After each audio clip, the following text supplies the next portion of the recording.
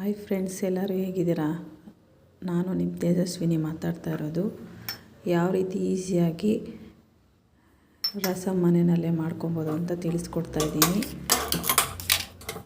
Thank you for watching this video. First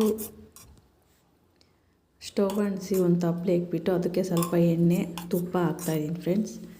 next ಅದು ಬಿಸಿ ಆದಮೇಲೆ ಸಾಸಿವೆ ಹಾಕ್ತಾಯಿದ್ದೀನಿ. ಫಸ್ಟು ನಾನು ಟೊಮಾಟೊ ಮತ್ತು ಹುಣಸೆಹಣ್ಣು, ಸ್ವಲ್ಪ ಉಪ್ಪು, ಅರಿಶಿನ ನೀರಲ್ಲಿ ಹಾಕಿ ಕುದಿಸ್ಬಿಟ್ಟು ರೆಡಿಯಾಗಿ ಸೋದಿಸ್ಬಿಟ್ಟು ಇಟ್ಕೊಂಡಿದ್ದೀನಿ ಫ್ರೆಂಡ್ಸ್.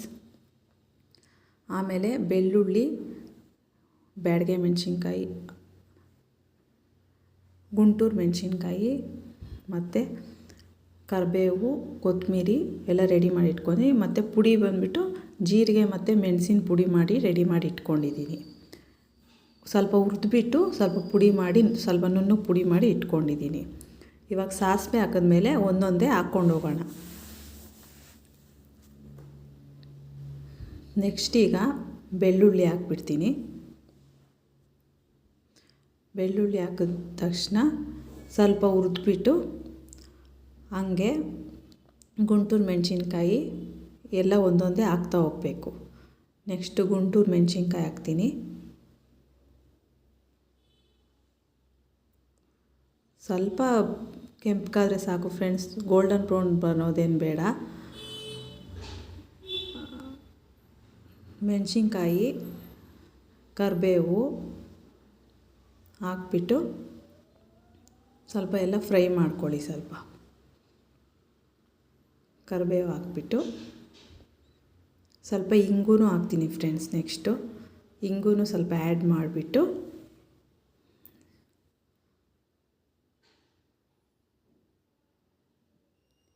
ಇಂಗು ಹಾಕ್ತಾಯಿದ್ದೀನಿ ಸ್ವಲ್ಪ.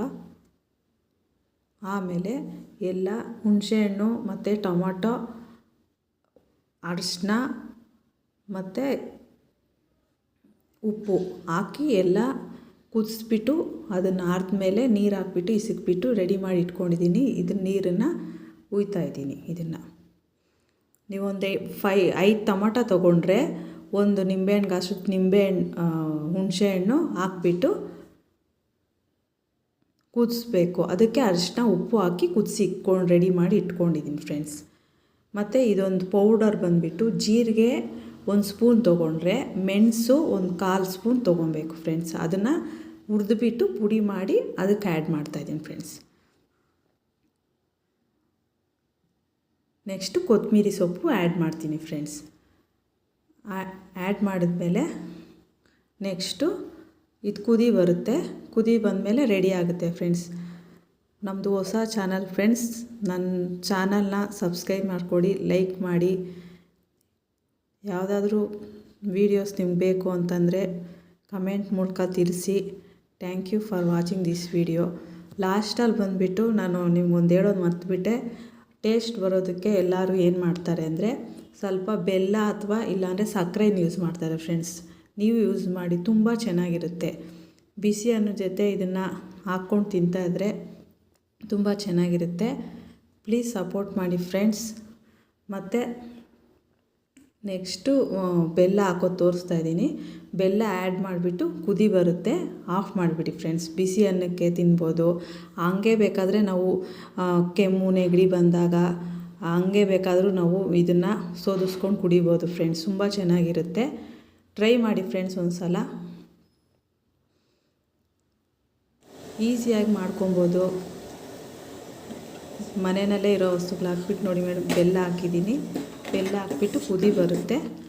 ನೆಕ್ಸ್ಟು ಸ್ಟವ್ ಆಫ್ ಮಾಡಿ friends. Thank you for watching this video.